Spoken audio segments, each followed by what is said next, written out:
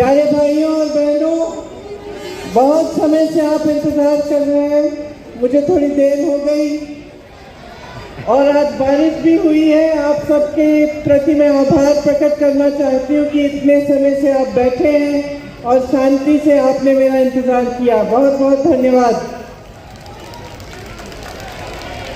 मंच पर उपस्थित सभी नेतागण, सभी पार्टी के पदाधिकारीगण, सभी भाइयों और सभी बहनों का इस सभा में बहुत बहुत स्वागत। मैं सबके नाम पढ़ाकर नहीं सुनाऊंगी क्योंकि आपने सारे नाम पढ़ लिए, तो मेरे ख्याल से उसको दोहराने की जरूरत नहीं है। देखिए, ये बिरसा मुंडा जी की धरती है, रघुनाथ महतो की धरती है, राजा जगन्नाथ भल की धरती है, सिंधु कान्हू की धरती है। ये क्रांतिकारी नेता थे। जब हमारी आजादी की लड़ाई शुरू भी नहीं हुई थी, उससे पहले ये अंग्रेजी साम्राज्य के खिलाफ लड़े और खड़े हुए। आपको गर्व होना चाहिए कि ये आपकी धरती है जिसने ऐसे नेताओं को पैदा किया जो सदियों पहले आपके लिए, आपके अधिकारों के लिए लड़े, इतने बड़े साम्राज्य से लड़े और जिन्होंने रास्ता दिखाया जो बाद में महात्मा गांधी, जवाहरलाल नेहरू, सरदार पटेल, सुभाष चंद्र बोस जी जैसे स्वतंत्रता सेनानियों ने पकड़ा। तो जो आधार है हमारी आजादी का, जहां हमारी राजनीति की नींव डली, वो यही थी कि अपने अधिकारों के लिए, अपनी आजादी के लिए डट के लड़ो, अपना हक मांगो, अपनी आवाज उठाओ। वो हमारी राजनीति की नींव थी और उस नींव पर ही हमारा लोकतंत्र बना। हमारा लोकतंत्र, हमारा संविधान हमारी रक्षा करता है। आपने बहुत मंचों पे सुना होगा कि तमाम नेता आते हैं, संविधान की बात करते हैं। कभी आपने सोचा होगा कि ठीक है, लेकिन इस संविधान का मेरे लिए क्या मतलब है, मेरे रोजमर्रा के जीवन में इस संविधान का क्या महत्व है। तो बात यह है कि यही संविधान आपको सारे अधिकार देता है। आपको वोट का अधिकार देता है, आवाज उठाने का अधिकार देता है, आंदोलन करने का अधिकार देता है, भोजन का अधिकार देता है, शिक्षा का अधिकार देता है, आरक्षण का अधिकार देता है।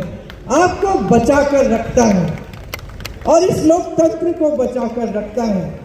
कल अगर लोकतंत्र ही नहीं बचेगा तो जब आपके लिए कोई संघर्ष या कोई संकट आपके जीवन में आता है, आप आवाज कैसे उठाओगे? जब आपको कुछ बदलाव चाहिए तो आप उस बदलाव को लाएंगे कैसे? आज बड़ी बड़ी समस्याएं हैं जनता के सामने। सबसे बड़ी समस्या है महंगाई और बेरोजगारी। आप मेरे साथ सहमत है कि नहीं? क्या ये सबसे बड़ी समस्याएं हैं आज की, है कि नहीं? ये सबसे बड़ी समस्याएं हैं। आज बेरोजगारी चरम पर है। 45 सालों में इतनी बेरोजगारी नहीं रही। 70 करोड़ नौजवान इस देश में बेरोजगार हैं। और आज वो जमाना नहीं रहा बहनों और भाइयों कि हम बच्चों को बड़े करते थे, जैसे ही बड़े हो जाते थे मजदूरी में या खेती में लगा लेते थे। आज वो जमाना नहीं है।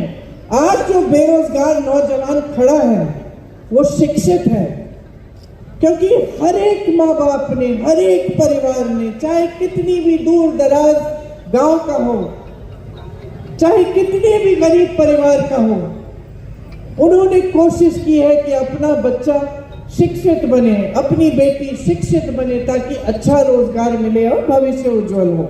ये सही बात है कि नहीं? मेरी बहनें बैठी हैं, आज आप चाहती हैं कि अपनी बच्चियां भी शिक्षित हो ताकि खड़ी बड़ी होकर अपने पैरों पे खड़ी हो पाए। आज वो जमाना नहीं है कि शिक्षित नहीं करते हम अपने बच्चों को। तो आज जितनी भी जनता, जितने भी नौजवान बेरोजगार हैं, तमाम शिक्षित हैं। किसी ने बीटेक किया है, किसी ने बीएससी किया है, किसी ने एमएससी किया है, लेकिन रोजगार नहीं मिल रहा। ये बहुत बड़ी समस्या है हमारे देश के लिए, क्योंकि हमारे देश में, पूरे विश्व भर में हमारा ही एक देश है जिसमें सबसे ज्यादा नौजवान हैं। तो हमारी वर्क फोर्स भी बहुत मजबूत है। अगर इन सब नौजवानों को रोजगार मिलता हो तो हम मजबूती से चाइना जैसे देशों का मुकाबला कर पाते मैन्युफैक्चरिंग में और वर्कफोर्स में। आज वो परिस्थितियां नहीं हैं। तो ये एक सबसे बड़ी हमारी समस्या है। दूसरी सबसे बड़ी समस्या क्या है आज? महंगाई। मेरी बहनें बैठी हैं, हर चीज महंगी हो गई है। सरकार की नीतियों ने जीएसटी डाल कर आपकी कमर तोड़ दी है। आप आज दुकान जाती हैं, 5 चीजें खरीदने जाती हैं, उनमें से 2 खरीद के वापस आएंगी। आज बच्चों की फीस देनी पड़ती है, या कोई बीमार पड़ जाता है परिवार में, घबराहट होती है कि किस तरह से करेंगे। ऐसी समस्याएं जो पैदा हो जाती हैं गरीबी से, बेरोजगारी से, ऊपर से महंगाई भी है।